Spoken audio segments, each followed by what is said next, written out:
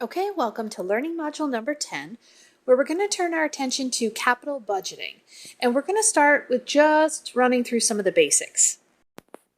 Okay, so the term capital generally refers to big ticket items or purchases that last over a period of time, things that are long-term in nature.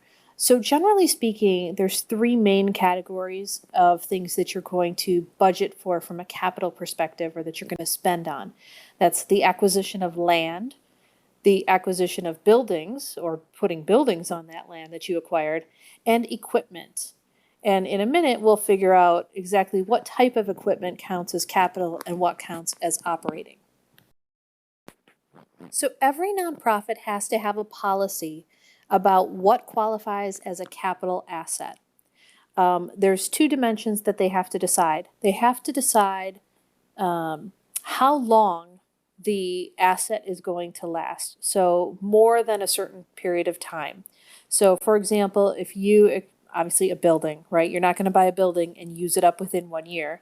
And so building is going to have, 30, 40-year life potentially. So that's going to be a capital asset.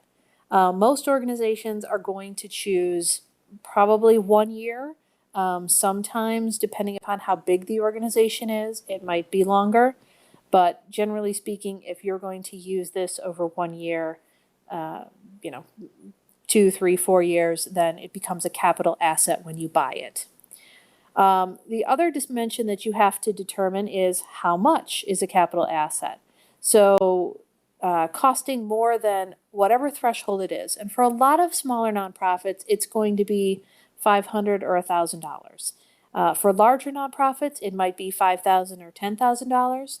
But you have to have policies that put into place exactly what that threshold is for you. So how does a nonprofit determine what their thresholds should be? Well, the key is materiality. So what's material, which means important, if you will, or relevant, for one organization is different than another organization. And it may even be different for the same organization over time. So here's my example. At the Detroit Historical Society, when we were a $600,000 a year organization, well, $1,000 was a huge deal for us. And so that was our threshold, and it was still a 1-year asset to be a capital asset. However, when we grew and grew, and finally when we did a $20 million capital campaign, that number went up to $5,000. It was still over 1 year, but the dollar figure at which something became a capital asset changed because, quite frankly, $1,000 wasn't material for us anymore. Okay, so we also need to understand the relationship between our capital budget and our operating budget. So they are separate, and we'll have a module in a minute that will talk about, how we do capital budgets. But essentially, we need to understand that there is a relationship between the two. Although the capital budget may handle longer term, sometimes it'll be over multiple years, you still are going to see the year by year. And we need to understand our capital expenses because they often do affect what we're spending on an operating level. So for example, if you are building a building or buying a building and theoretically you're getting more space, you probably also are responsible for the taxes, which as a lease you often aren't. So you're going to have to figure in your taxes into your long-term operating budget because once you buy the building, that's going to be your expense every year.